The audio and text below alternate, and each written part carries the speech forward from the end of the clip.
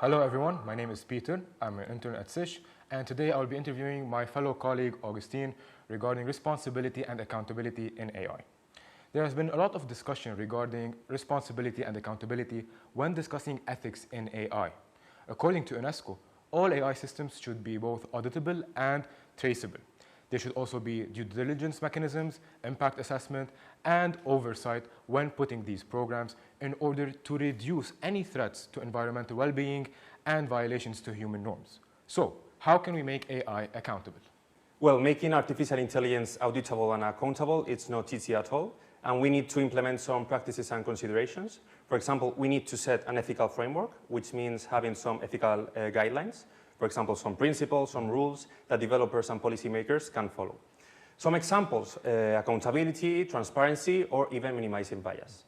By this, we can have an artificial intelligence at the service for humans. I completely agree with what you just said. And I would also like to add algorithmic transparency, which is the process of making all the algorithms in our AI systems transferable as much as possible for the general public. Now, there might be some algorithms that are complex and ambiguous, such as the deep learning neural networks. Therefore, it is our duty to facilitate the process and to make the process as comprehensive as possible to the general public to reduce any skepticism when using these AI softwares. Yes, and talking about the issue of discrimination, we need to apply a post-deployment monitoring that it has to be constant just to make sure we are not having some unintended consequences, and so we can reduce any possible bias. So we have to make sure we are following the correct way. So how can we exactly define the stakeholders that are responsible in the development of these softwares? Well, firstly, we need to identify the stakeholders. They can be from engineers to public body regulators. And then we need to set an ethics review board that has to be extremely diverse, just to have different points of views. So they have to be from philosophers to engineers.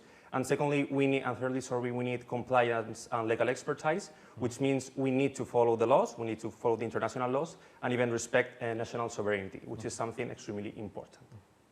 So exactly, do you believe that having a diversified team that deploys or that is responsible of the development of these AI softwares, would this diversified team help reduce discriminatory or unethical outcomes? Of course, we need to have as much points of view as possible because we don't want to unify some cultures. We just want to keep the diversity because that's something extremely rich for our society. So it's really important just to have a lot of points of views, a lot of people that have different backgrounds, and that's why the ethics board's review has to be extremely diverse. But everything is really good in theory.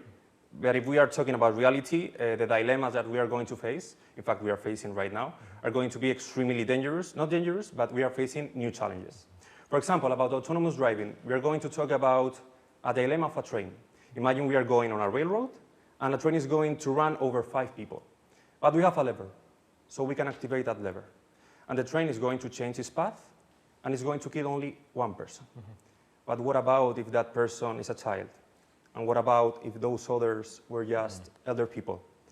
I mean, we are lucky because we are not going to decide about that. True. It's going to be part of the ethics board's review. But this is a big challenge for autonomous driving, and artificial intelligence is going to be a big challenge for all the humanity. Augustine, thank you so much for clarifying the issue. It was a pleasure having you.